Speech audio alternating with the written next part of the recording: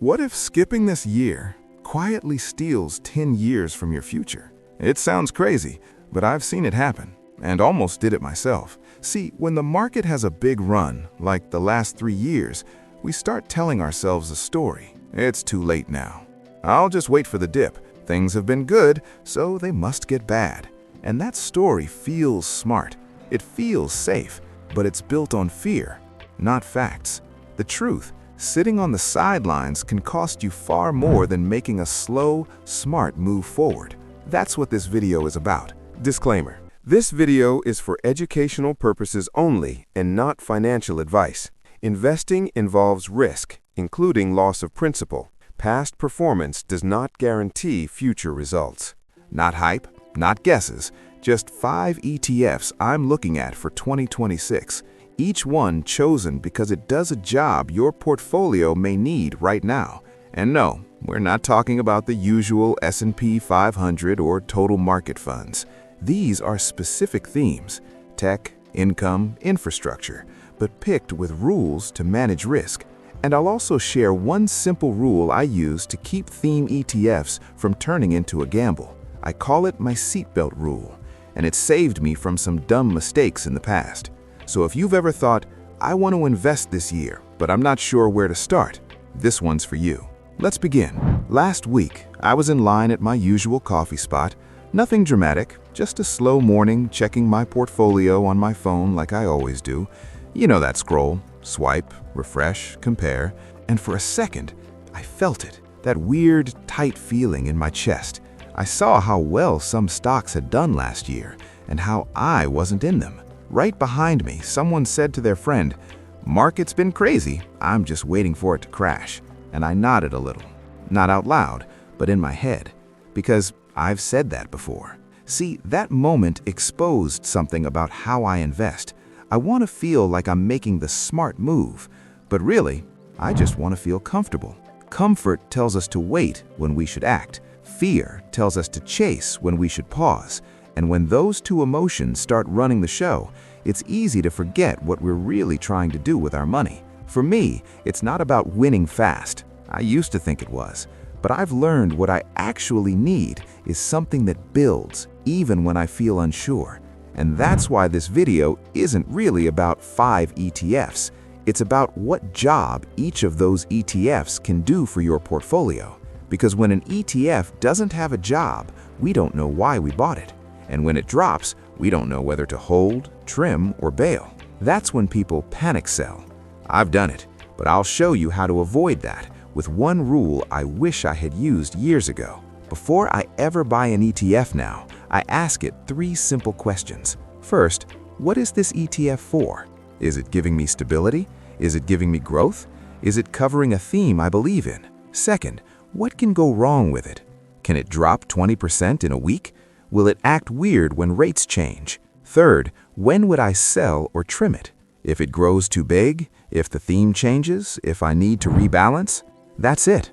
No fancy models, no hidden spreadsheet formulas, just 3 questions. And it's helped me stop buying ETFs just because they're new or popular. Here's something nobody tells you.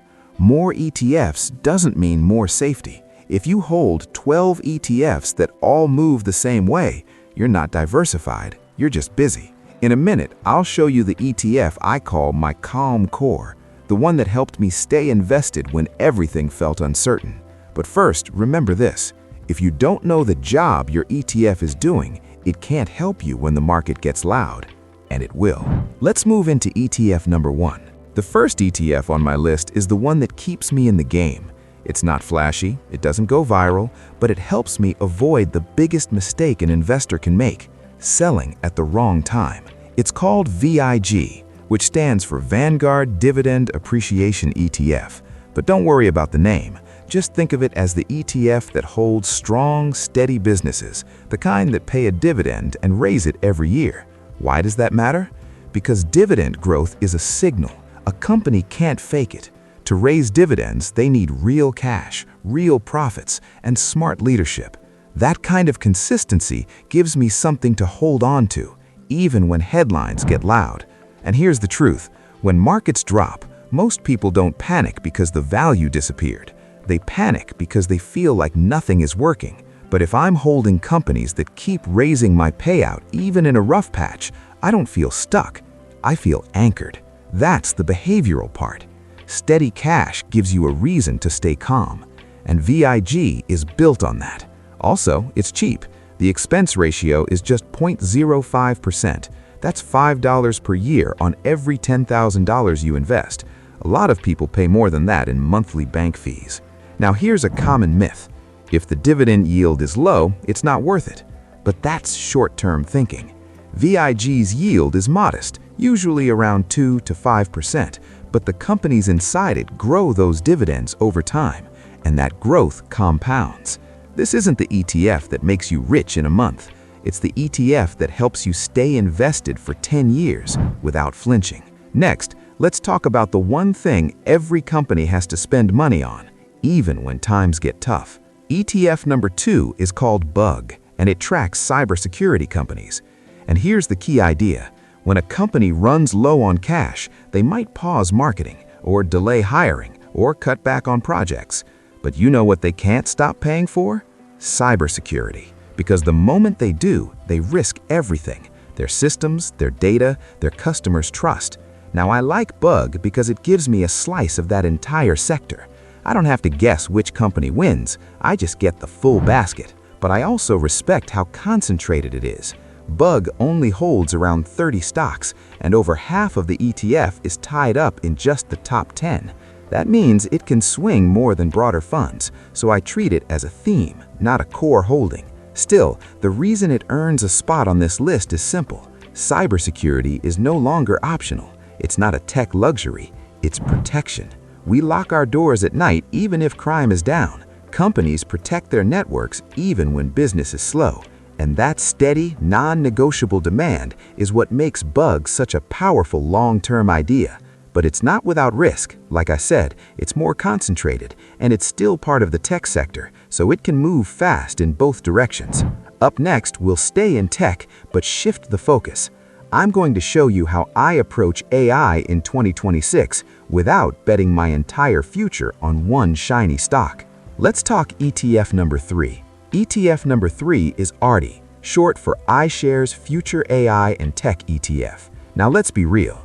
Everyone is talking about AI right now, and for good reason. It's changing how industries work, how companies grow, even how we use electricity. But the problem is, most people try to chase the one perfect stock, the one company that'll win AI. And when that stock drops, because hype always cools down, they panic, sell, and feel burned. That's the single stock heartbreak. I've felt it. ETF ARTI is how I avoid that. Instead of picking a winner, I buy the theme. ARTI holds a mix of chip makers, infrastructure builders, software leaders, and even smaller companies working in the background. So I get exposure without betting my future on one name. And here's the kicker. AI isn't just software. It needs power, space, hardware, data centers. According to recent forecasts, electricity demand from data centers is expected to more than double by 2030. That's not just about AI hype, that's about real infrastructure strain and real investment. So when I buy ARTI, I'm not just buying tech, I'm buying the pipes, the power, and the pieces that make AI work. Now it moves fast, both up and down, so I don't treat it as a forever hold, but it earns a seat as a theme in my plan. Next, we leave tech for a moment, because 2026 may not look like 2025, and that's exactly why the next ETF matters. ETF number 4 is XLF, the Financial Select Sector SPDR Fund. If ARTI is about the future, XLF is about the plumbing of the present. This ETF holds U.S. financial companies, big banks, credit card networks, investment firms, the quiet machines that move money through the economy. And here's what I've learned. When market leadership starts to shift, like it might in 2026, financials often show up early. Think about it. For 3 straight years, tech led the charge. But that can't last forever. Eventually, other sectors catch the spotlight.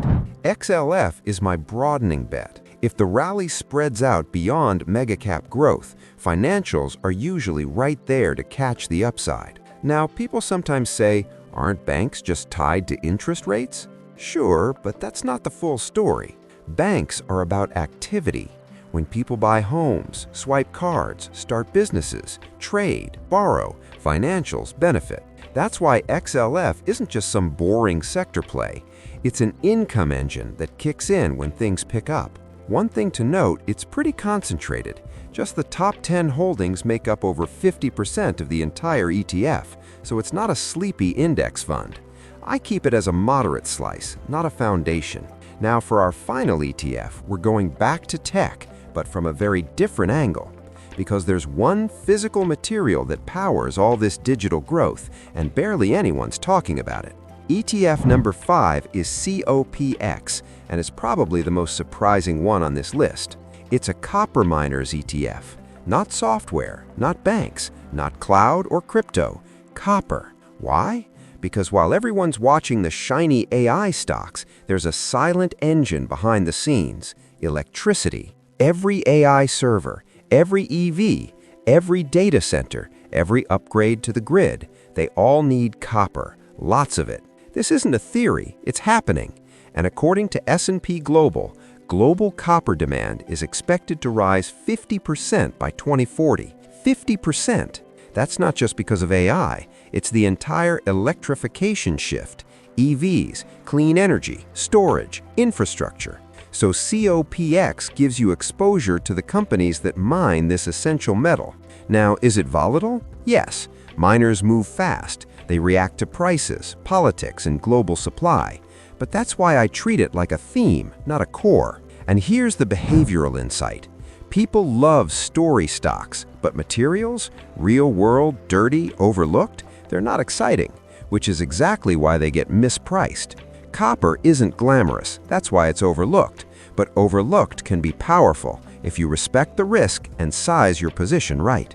And that brings me to the part I've been teasing since the beginning. Let me show you my seatbelt rule. It's the one thing that keeps my portfolio from drifting into chaos, especially when I'm buying themes like AI, cybersecurity, or copper. Here's the rule. Core stays big, themes stay capped. That means the majority of my portfolio sits in core holdings, things like broad market funds or ETFs like VIG that provide stability and steady income. The rest, that's where I place smaller positions in themes like BUG, ARTI, XLF, or copper. I think of it like building with 100 blocks.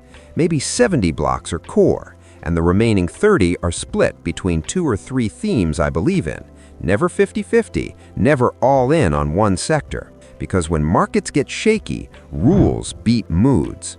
I don't have to guess what to sell. I just rebalance back to my plan. That one habit, rebalancing, has helped me avoid the classic trap of letting yesterday's winners grow too big and then crash too hard. And in the next video, I'll show you how I stress test any ETF in under 2 minutes so you can tell if it's truly doing its job or just looking good on the surface. So now it's your turn. We looked at 5 ETFs, each one doing a different job. VIG for stability, BUG for protection, ARTI for AI growth, XLF for financials and economic expansion, COPX for materials and infrastructure. Which ETF job do you need most in 2026? And how much would you cap your theme ETF exposure at? Let me know in the comments. I read every one. If this video helped you think more clearly about your strategy, hit like, subscribe to this channel, and keep building smart, steady wealth, even when the noise gets loud. Take care. I'm Mark, and I'll see you in the next one.